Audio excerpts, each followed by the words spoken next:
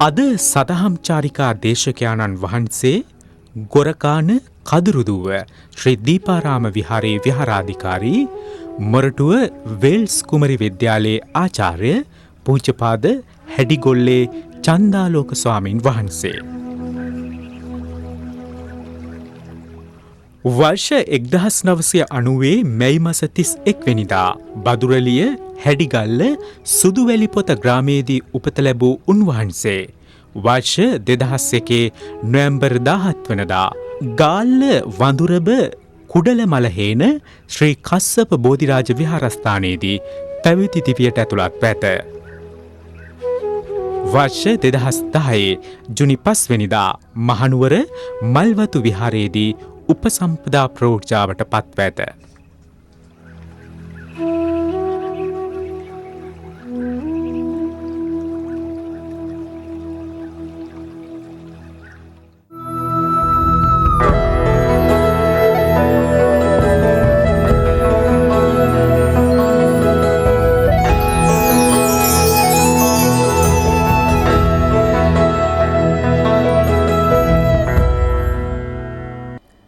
නමෝ තස්ස භගවතු අරහතෝ සම්මා සම්බුද්දස්ස නමෝ තස්ස භගවතු අරහතෝ සම්මා සම්බුද්දස්ස නමෝ තස්ස භගවතු අරහතෝ සම්මා සම්බුද්දස්ස. බුද්ධිමත් වාසනාවන්ත ගුණබර කාරුණික පින්වතුනි, අවුරුද්දක් ගෙවිලා අලුත් අවුරුද්දකට මුහුණ දීලා ඉන්න මේ අවස්ථාවේදී ඔබ හැමදෙනාගේම ජීවිත ඒකාලෝක වෙන්නට තථාගත බුදුරජාණන් වහන්සේ විසින් දේශනා කරන්නට යෙදුන ධර්ම කාරණාවක් මුල් කරගෙන කෙටි අනුශාසනාවක් අපි ඔබ වෙනුවෙන් මේ වෙලාවේ සිද්ධ කරන්නට බලාපොරොත්තු වෙනවා. අද දවසේදී අපි මේ අනුශාසනාව වෙනුවෙන් තෝරා ගන්නට යෙදුනා බුදුරජාණන් වහන්සේ එක් අවස්ථාවකදී මහා ප්‍රජාපති ගෝතමිය අරමුණු කරගෙන ප්‍රකාශ කළ අනුශාසනාවක්, ප්‍රකාශ කළ කාරණාවක්. එක වෙලාවකදී මහා ප්‍රජාපති ගෝතමිය බුදුරජාණන් වහන්සේට පූජා කරන්නට කියලා තමන්ගේ අතින්ම සිවුරක් සකස් කරනවා. ප්‍රජාපතිය මේ සිවුර සකස් කරගෙන බුදුරජාණන් වහන්සේ හම්බ වෙන්න බොහොම සතුටින් එනවා. බුදුරජාණන් වහන්සේ ළඟට ප්‍රජාපතිය ඇවිල්ලා උන්වහන්සේගේ දෙපා වන්දනා කරලා එක පැත්තකින් වාඩි වෙලා මේ මහපු සිවුර අතේ තියාගෙන ප්‍රජාපතිය බුදුරජාණන් වහන්සේට ඉල්ලීමක් කරනවා. බුදුරජාණන් වහන්සේගෙන් ප්‍රජාපතිය කරන ඉල්ලීම තමයි, භාග්‍යවතුන් වහන්සේ, ඔබ වහන්සේ වෙනුවෙන් මම මේ චීවරයක් සකස් කරා. ඔබ වහන්සේ ගෙදරින් ආවට පස්සේ මට හිත සැනසෙන විදිහේ කිසිම දෙයක් ඔබ වහන්සේට දෙන්න බැරි වුණා. ඔබ වහන්සේ ගෙදර ඉන්න කාලේ නම් මම හැම වෙලේම ඔබ වහන්සේව හුරතල් කරා. ඔබ වහන්සේට ආහාර පාන ඕන වෙලාවට අනලා කරලා මම ඔබ වහන්සේට මේ දේවල් පිළිගන්නවා, කැව්වා, පෙව්වා, පෝෂණය කළා. නමුත් ගෙදරින් ආවට පස්සේ මට මොකුත් දෙයක් ඔබ වහන්සේට දෙන්න බැරි වුණානේ. ඒ හින්දා මම මේ අරගෙන ආපු සිවුර ඔබ වහන්සේ පිළිගන්න කියලා ආයාචනාවක්, ඉල්ලීමක් කළා. ඒ වෙලාවේදී බුදුරජාණන් වහන්සේ ප්‍රජාපතියගේ මේ ඉල්ලීම ප්‍රතික්ෂේප කරනවා. ප්‍රජාපතියගේ ඉල්ලීම ප්‍රතික්ෂේප කළා බුදුරජාණන් වහන්සේ ප්‍රජාපතියට කියනවා, ප්‍රජාපතිය, ඔබ බොහොම ආදරෙන් ගෞරවයෙන් මේ චීවරය සකස් කරගෙන ආවා කියලා මම දන්නවා. ඒ ආදරයේ ගෞරවය නිසාම තමයි ඔබ තමන්ගේ අතින්ම මේ චීවරය සකස් කරගෙන මට පූජා කරන්න ඕන කියලා අරගෙන ආවේ. ඒත් ප්‍රජාපතිය ඔබ මාව විතරක් මූලික කරගන්නේ නැතිව ওই චීවරය සංඝයා වෙනුවෙන් පූජා කරන්න කිව්වා. බුදුන් වහන්සේ මෙහෙම අනුශාසනා කරාම ප්‍රජාපතියගේ හිත ටිකක් paludu වුණා. හිත ටිකක් කැඩුනා. ප්‍රජාපතිය ආපහු ඉල්ලීමක් කරනවා. තථාගතයන්න් වහන්සේ මම මේ චීවරය සකස් කරගෙන ආවේ ඔබ වහන්සේටමයි. මේ චීවරය සකස් කරන වෙලාවේදී ඒ හැම මොහොතකම මම ඔබ වහන්සේ පිළිබඳ අප්‍රමාණ ගෞරවයෙන් කල්පනා කරමයි මේ චීවරය සකස් කරේ. ඒ නිසා බුදුහාමුදුරුවනේ මම ගැන අනුකම්පාවෙන් කරුණාවෙන් මේ චීවරය පිළිගන්නකො කියලා කිව්වා. දෙවනි වතාවෙදිත් බුදුරජාණන් වහන්සේ ප්‍රජාපතියට කියනවා ප්‍රජාපතිය මාව විතරක් මූලික කරගන්නේ නැතිව ඔබ ඔය චීවරය සංඝයා විශේෂ පූජා කරන්න කියලා. දෙවනි වතාවෙත් ප්‍රජාපතියගේ ඉල්ලීම බුදුරජාණන් වහන්සේ ප්‍රතික්ෂේප කරලා ඇයට පූජාව කරන්න ඕන විදිහ බුදුහාමුදුරු කියා දෙනවා. මේ වෙනකොට ප්‍රජාපතිය කල්පනා කරන්න ඇති මම බුදුහාමුදුරුවා වෙනුවෙන් හදාගෙන සකස් කරගෙන ආපු මේ සිවුර බුදුහාමුදුරුවන්ට පිළිගන්න හිතක් පහළ වෙන්නේ නැති හැටි කියලා ප්‍රජාපතිය කල්පනා කරන්න ඇති. කොයි වෙලෙත් ආනන්ද හාමුදුරුවෝ බුදුරජාණන් වහන්සේගේ සමීපයේම වැඩ සිටිය ශ්‍රාවකයන් වහන්සේ. මේ කාරණාව දැනගත්තාම තුන්වෙනි වතාවෙත් ප්‍රතික්ෂේප කරන වෙලාවේදී ආනන්ද හාමුදුරුවෝ බුදුරජාණන් වහන්සේට කියනවා භාග්‍යවතුන් වහන්සේ එහෙම කරන්න එපා. ප්‍රජාපතිය ඔබ වහන්සේගේ සුළු අම්මා. ඔබ වහන්සේගේ අම්මා මරණයටපත් වුණාට පස්සේ ඒ මරණයටපත් වුණ වෙලාවේ ඉඳලා මේ සුළු අම්මා ඔබ වහන්සේට මොන විදිහකවත් අඩුපාඩුවක් කළේ නැහැ. අපේ වචනෙන් කියනවා නම් අම්මා මරණයටපත් වුණාම කුඩම්මා කෙනෙක් විදිහට නෙවෙයි ප්‍රජාපතිය ඔබ වහන්සේට සැලකුවේ. ඔබ වහන්සේගේ අම්මා මරණයටපත් වුණාම ප්‍රජාපතිය ඔබ වහන්සේට සැලකුවේ ඔබ වහන්සේගේම අම්මා වගේ. ඒක ගැන තර්කයක් නැහැ. ඉතින් බුදුහාමුදුරුවනේ ප්‍රජාපතිය අද මේ විදිහට මේ චීවරය සකස් කරගෙන ඇවිදින් ඔබ වහන්සේට පූජා කරන්නේ ලොකු බලාපොරොත්තුවක් ඕනකමක් ඇතුවනේ.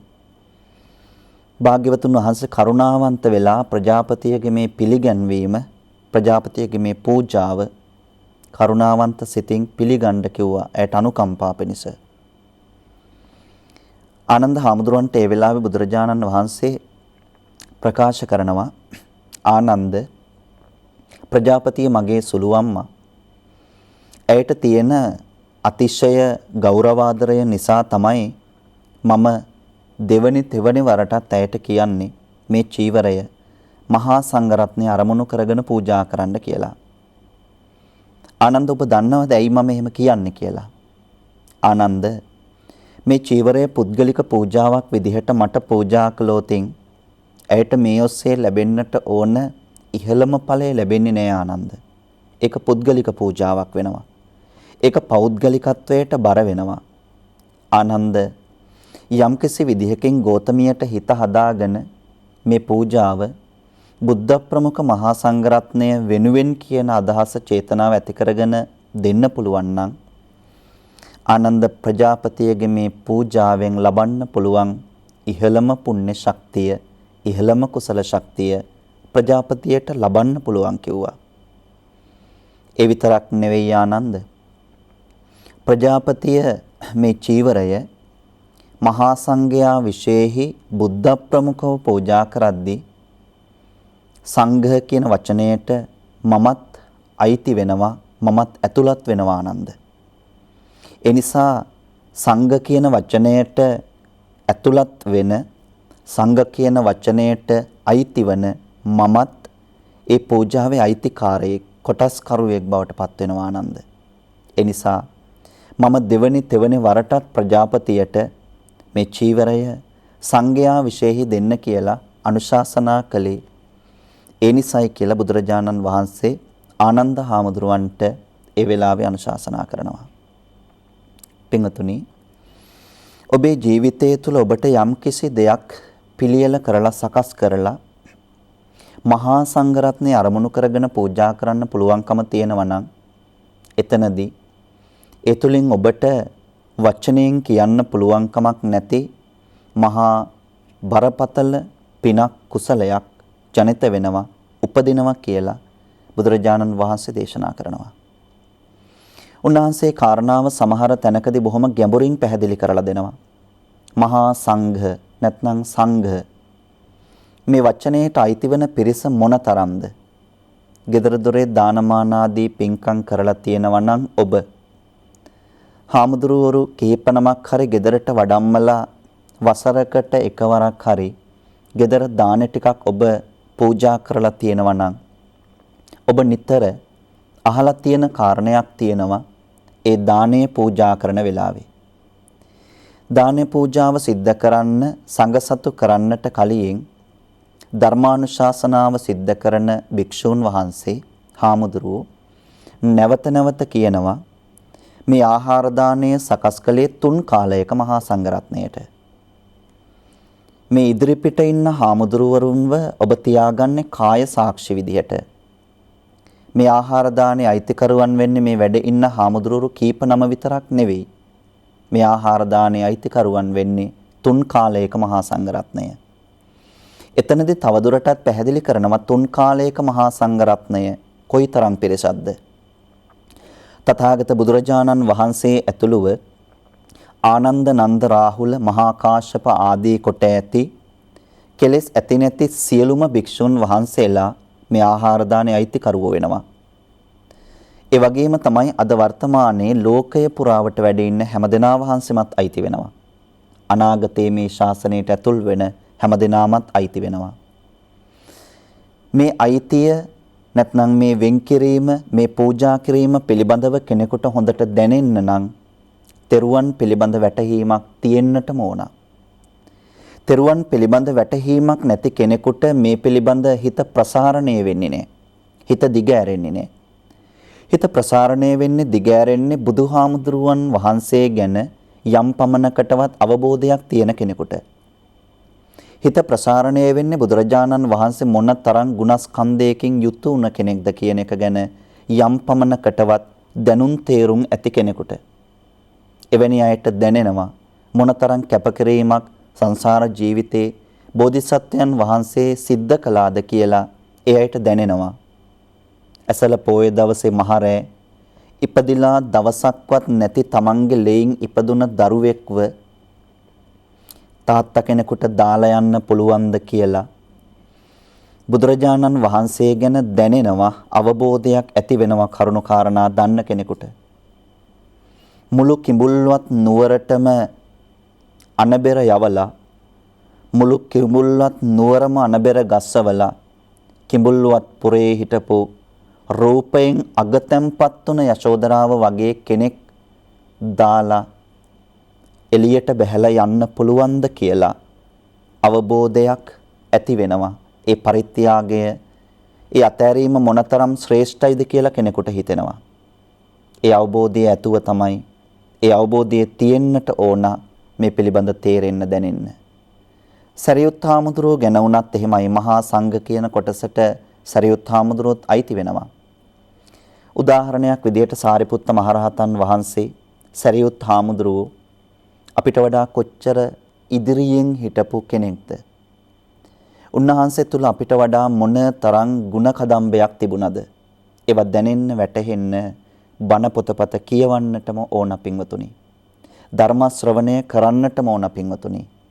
ශ්‍රද්ධාව උපදින්නේ ආදර ගෞරවය උපදින්නේ වන්දනමාන කරන්න හිතෙන්නේ බණ පොතපත කියවනකොට ධර්ම ශ්‍රවණය කරනකොට. උන්වහන්සේලාත් තුන පවතින ගුණස්කන්ධය මොනතරම්ද කියලා දැනෙන්නේ ඒ වෙලාවට. එක වෙලාවකදී සරියුත් හාමුදුරුවෝ පිණ්ඩපාතේ වඩිනවා. පිණ්ඩපාතේ වඩිනකොට ඇඟේ රෝගයක් හැදුන එක්තරා මිනිස්සෙක් දුගී මිනිස්සෙක් තමන්ට දහවල් කාලේ ලැබුණ බත්පත දිගෑරගෙන අනුභව කරන්න හදනවා. ඒ අනුභව කරන්න හදන වෙලාවේදී සරියුත් හාමුදුරුවෝ ඈත තියාම වඩිනවා මේ දුගී මිනිස්සයා දකිනවා. ඔහුට තිබුණ රෝගයක්. පින්වතුනි ඔහුගේ ශරීරයේ තියෙන මේ අවයව ඇඟිලි නියපොතු පින්වතුනි බලාගෙන හිටිද්දිම ගැලවිලා බිමට වැටෙනවා. ඒ රෝගයට කියනවා ලාදුරු කියලා. මේ දුගී මිනිසයා Taman දිගෑරගත්ත බත්පත අනුභව කරන්නේ නැතුව ඈත තියා වඩින සරියුත් හාමුදුරුවෝ දිහා බලාගෙන හිටියා. මොනතරම් ප්‍රියමනාප දේහයක්ද? මොනතරම් ප්‍රිය උපදවන මුහුණක්ද? මොනතරම් කරුණාවන්ත පෙනුමක්ද? මොනතරම් සංවර ගමනක්ද? ඕනම කෙනෙක් අපිව ජීවිතේ මුලින්ම මනින්නේ බාහිරින්. අපි අඳින පළඳින එකෙන් මිනිස්සු අපිව මනිනවා. ඒක වෙනස් කරන්න බෑ පින්වතුනි කාටවත්. ඒ නිසායි බුදුහාමුදුරෝ දේශනා කරන්නේ සේකියාවලදී භික්ෂුව සිවුර ඇඳිය යුතු පිළිවෙල. අපි කන බොන විදිහෙන් මිනිස්සු අපිව මනිනවා. ඒක වෙනස් කරන්න බෑ කාටවත්. ඒ නිසායි බුදුහාමුදුරෝ සේකියාවලදී දේශනා කරන්නේ ආහාර පාන කන බොනකොට අනුභව කරන වෙලාවේදී කොයි විදිහටද පවතින්නට ඕනේ කියලා. භික්ෂුවට හිස රැවුල් බාලා සිවුර හරියට පොරවල වඩින්න කිව්වා. අප්පසානන්වා පසාදාය නොපැහැදුන අයගේ අපැහැදීම තියෙන අයගේ ප්‍රසාදය ඇති වෙන්නේ එතකොටයි. මේ දුගී මිනිසයා දකිනවා සරියුත් හාමුදුරුවෝ ඈත තියා වඩිනවා. ඔහුට Taman දිගෑරගත්ත බත් ටික අනුභව කරන්න හිතුනේ නෑ. බලන්නකො කෙනෙකුගේ බාහිර පෙනුම තව කෙනෙකුගේ හිත මොනතරම් නම්‍යශීලී කරනවද? මේ දුගී මිනිසයා ලාදුරු රෝගෙන් පෙළෙන ලාදුරු රෝගෙන් පීඩා විඳින මේ මිනිසයා බත්පත නැවත ආපහු වැහුවා. බත්පත නැවත ඇකුළුවා. අකුරල ඔහු කල්පනා කරනවා මම හැමදාම උදේ දවල් රැ තුන් වේලම අනුභව කරනවනේ. මම දුකියෙක් තමයි, මම ලෙඩෙක් තමයි. නමුත් මට අනුකම්පා කළ මිනිස්සු තුන් වේල කන්න මට දෙනවනේ. මට කවදාවත් ඉඩ ලැබිලා නැහනේ. සංඝයා වහන්සේ කෙනෙකුට, මහා සංඝරත්නයට අයිති වෙන කෙනෙකුට, බුද්ධ ශ්‍රාවකයන් වහන්සේ නමකට දාන ටිකක් පූජා කරන්න මට කවදාවත් හිතිලා නැහනේ. මට කවදාවත් එහෙම ඉඩක් ලැබිලා නැහනේ. ඒ නිසා මේ දුගී මිනිස්සයා හිතනවා අනේ අද මට මේ බත්පත නැත්නම් මේ බත් පාර්සලය මේ වඩින භික්ෂුවට පූජා කරන්න තියෙනම් ඒක මොනතරම් වටිනවද? මේ දුගී මිනිස්සයා සරියුත් හාමුදුරුවන් තමන්ගේ ළඟට වැඩම කරාම තමන්ගේ අතේ තිබුණ බත්පත පූජා කරනවා. එතනදී ඔහුගේ අතේ තියෙන ඇඟිල්ලක් හැලෙනවා බත් පාත්‍රයට. සරියුත් හාමුදුරුවෝ ඇඟිල්ල පාත්‍රයෙන් අයින් කළා එතනම ළඟ තිබුණ රුකක් මුල වැඩ ඉඳගෙන අර දාන ටික අනුභව කරා, දාන ටික වැළඳුවා. අර මනුස්සයාට පුදුම සතුටක් ඇති වුණා. බුද්ධ ශ්‍රාවකයන් වහන්සේලා මොනතරම් ගුණධර්ම වලින් යුක්ත වුණ පිරිසක්ද? ඔහු කල්පනා කරනවා සරියුත් හාමුදුරුවෝ මොනතරම් ගුණයකින් යුක්ත වුණ කෙනෙක්ද? පින්වතුනි, බුද්ධ ප්‍රමුඛ මහා සංඝරත්නය අරමුණු කරගෙන දන්පැන් පූජා කරන ඔබට මේ දේවල් දැනෙන්නේ, වැටහෙන්නේ බුදුහාමුදුරුවෝ ගැන, ශ්‍රාවක සංඝරත්නය ගැන අහලා දැනගෙන තේරුම් අරගෙන ඉන්න ඕන. දානි පූජා කරද්දී කොයි වෙලාවකදීවත් ඔබ කියන්න එපා මේ මාළුව මේ හොද්ද මම හැදුවේ හාමුදුරුවෝ වෙනුවෙන්මයි කියලා. මේ තෙබුකොළ මැල්ලුම මම හැදුවේ ලොකු හාමුදුරුවෝ වෙනුවෙන්මයි කියලා. එතනදී අර කියන සාමූහිකත්වයේ ඉවත් වෙලා පුද්ගලිකත්වයට හැරෙනවා. ඔබ කරන සෑම දෙයක්ම කරන්න ඕන මම මේ තෙරුවන් අරමුණු කරගෙන මහා සංඝරත්නය උදෙසා කරන වත්පිළිවෙත් කියලා කල්පනා කරගෙන ඔබට පින් කුසල් සිද්ධ වෙන්නේ එතකොටයි. gedara තියෙන gedara ගහේ කෙසෙල්ලවරිය අඹ ගෙඩි ටික කඩාගෙන පන්සලේ කඩුල්ලෙන් ඇතුල් වෙනකොට හිතන්න මහා සංඝරත්නයට පූජා කරන්නයි මම මේ යන්නේ කියලා. මහා සංඝරත්නය කියද්දී ඔබට ගොඩක් දේ දැනේවි. ඒ නිසා පින්වතුනි, අවබෝධයේ ඇතිව අපි මේ පින් කුසල් කරන්න ඕන කියලා බුදුහාමුදුරුවෝ මහා ප්‍රජාපතියට අනුශාසනා කරනවා. ඒ නිසා දන්පැන් පූජා කරන සෑම වෙලාවකදීම ඔබත් ආර්ය මහා සංඝරත්නය අරමුණු කරගෙන දන්පැන් පූජා කරන්න. එවිට ඔබට තුලින් මහා කුසල සම්පත්තියක් ජනිත වෙනවා. අද දවසේ ඔබේ සියලු කටයුතු කාරණා යෙහින් සිද්ධ වේවා. පින් කුසල් සිද්ධ කරන්නට ඔබට වඩා චිත්ත ශක්තිය පහළ වේවා. තුනුරුවන් සරණින් සුවපත් වේවා කියලා අපි ඔබට මේ වෙලාවේ ආශිර්වාද ප්‍රාර්ථනා සිද්ධ කරනවා.